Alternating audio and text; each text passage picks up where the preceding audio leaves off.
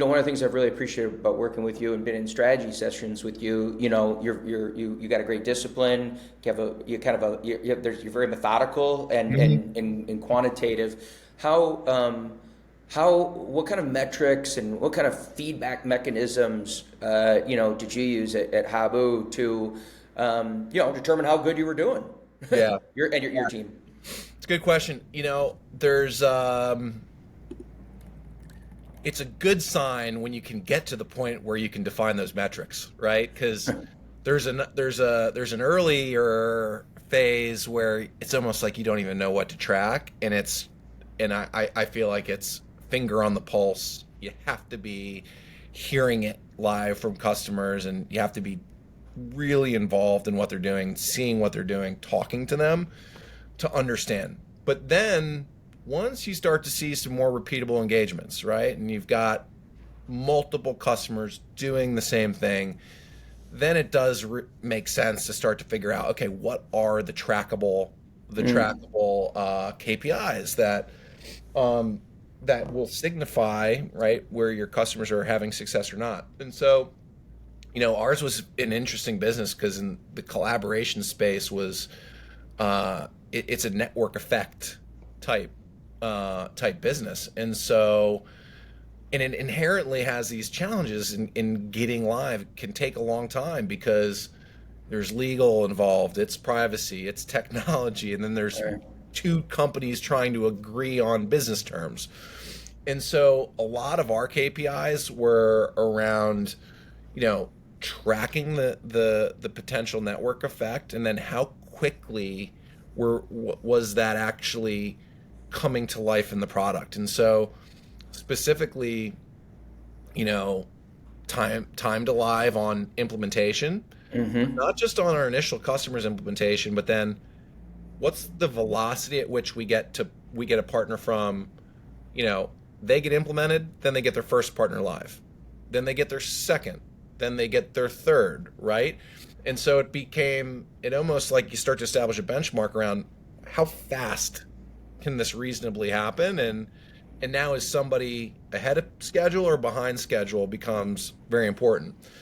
And then I think the other thing that became really interesting for us was we, one of the ways we delivered value through the product was these templatized queries, right? So we had all the metadata on the kinds of queries customers are running. So you could look back at the data and basically understand what are the use cases that people are running over and over and over again so that they're delivering the most value. What are the things that they might run once but then never again? And so having almost like the ability to crowdsource but then mine the data to almost figure out the highest value use cases became really, really powerful, because then we could take that to the next customer who said, I have no idea what to do with this technology. And we could say, hey, these are the most used analytics, these are the most used use cases, these are the ones that are driving a lot of value for customers. Yeah, and that's how and then just kind of tying that together. That's the kind of the mechanism, right? The kind of feedback mechanism or the loop Yeah. back in, and then maybe just one other follow up on that. How did you communicate? I mean, startup, with the co-founders, your executive, colleagues, if you will. Like, is that it's quant and qual, like it's quant and like here's a dashboard and so Yeah. forth. I mean, some I've seen from you, and then but you really, right? Don't you need to take that and bring that story to life, at the C-suite level? Yeah, 100%. I think, and so of course it was qualitative, right? Like, so I would say, just to give you an anecdote, so we were able to show that we were doing something right because we were showing, so another critical KPI, net dollar retention, right? And we were able to demonstrate, look, we are growing our customers. We're not losing them, but we're also Yeah. growing them. So even outside of new sales coming in, just the customers that are in the door are increasing their investment with us because they're seeing value. So we had this like net dollar retention, was this KPI, and it was qualitative. We say, hey, this is where we think there's upside and opportunity.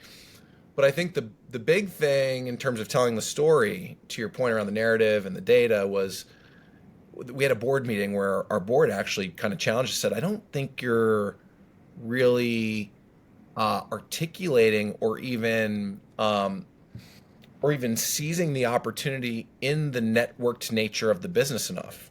And Hmm. so it became, or actually, I'm sorry.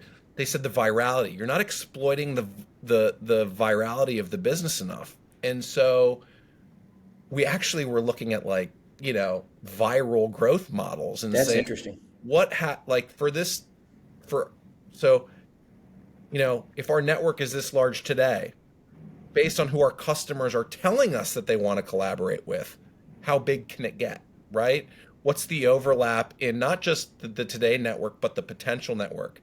And how do we start to make the today network become the potential network by prioritizing the high value collaborations and identifying those? That became a really interesting exercise, and I think we were starting to be able to again make a case that say, no, there really is an opportunity for sort of a real exciting viral growth proposition with the network effect nature of the business.